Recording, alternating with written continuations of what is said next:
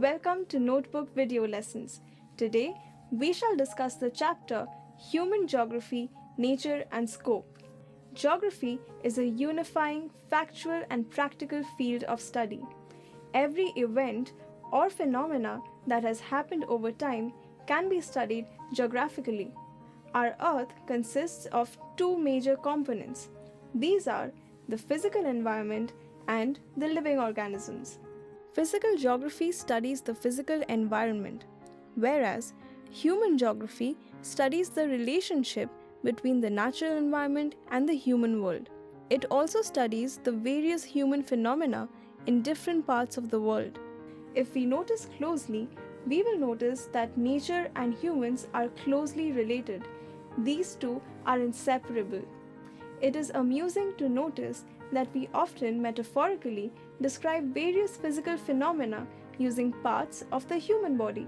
Examples: the face of the earth, the eye of the storm, and the neck of the isthmus.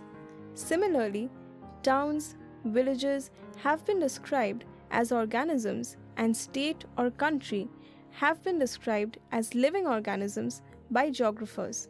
Thus, nature and human beings are intricately linked and cannot be exclusively separated from each other.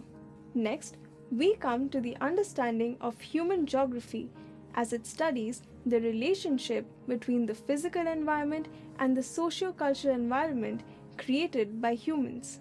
We know that the physical environment has been greatly modified and affected by human actions. This has impacted human lives as well. In the early days, human beings lived in harmony with their natural surroundings. The level of technology was low, and human lives were adapted according to the dictates of nature. This type of interaction between strong natural forces and the primitive human society was termed as environmental determinism. In these times, nature was worshipped and revered. People directly relied on nature for survival and also took great care of it. Thus, the humans were naturalized and nature came to be known as Mother Nature. With time, society developed and technology became more and more efficient. Human tendencies moved from a state of necessity to a state of freedom. Human beings created cultural landscapes using environmental resources.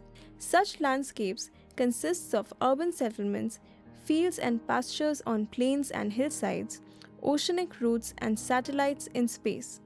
This phenomena has been termed as possibilism. Human beings made use of the possibilities provided by nature, and slowly nature got humanized.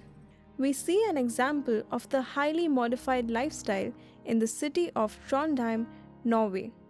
The artificially modified temperatures, the availability of fruits that are not naturally grown in the country, and the intercontinental or intracontinental connectivity. Technology has thus made lifestyle more comfortable, and humans have overcome the constraints of nature. But are environmental determinism and possibilism the only two paths open to humans? Geographer Griffith Taylor introduced the term neo-determinism or the stop-and-go determinism. This concept is a middle path between absolute necessity or environmental determinism and absolute freedom or possibilism. Human beings can still utilize nature and obey it. Possibilities have to be created within limits that do not affect nature. The unchecked progress of developed countries have done severe damage to the natural environment, which has manifested in the forms of global warming, greenhouse effect, and the ozone layer depletion. Neo-determinism thus attempts to take a middle path where we can make progress but within limits. The field of human geography has had a long journey.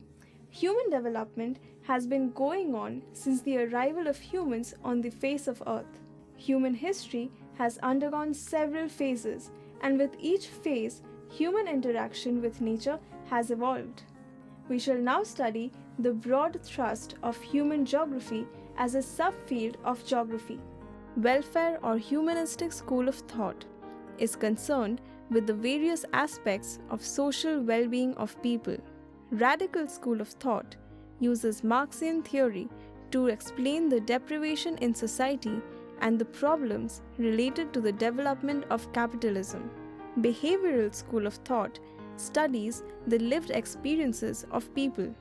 Next, we shall take a quick look at the broad stages of human geography over time. Colonial period. New areas were explored and described.